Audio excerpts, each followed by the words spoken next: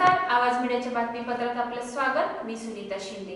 जे पाहिले तेच दाखवणारे प्रखर दयाने चालू घडामोडींचा आढावा घेण्यासाठी पाहूयात। सांगली येथील आरटीओ कार्यालयात एसटी कर्मचारी मीटर पासिंगला रिक्षा चालकास राजसपणे लुटतो, कॅमेऱ्यात कैद। सांगली उपप्रादेशिक परिवहन कार्यालयामार्फत सावळी येथे रिक्षा पासिंग होत असतात। यावेळी मीटर टेस्टिंग केल्यावर सील करतात। हे काम एसटी कर्मचारी करत असतो। हे व्हिडिओ चित्रीकरणमध्ये दिसत असून आणि तो दिवसाकाळी रिक्षा मालकाकडून प्रत्येकी 50-100 रुपये घेत असतो।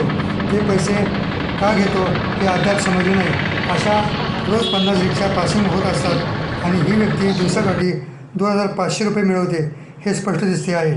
यावर आरटीओ अधिकारी मिलीभगत आहे का असा सवाल उठतो आहे।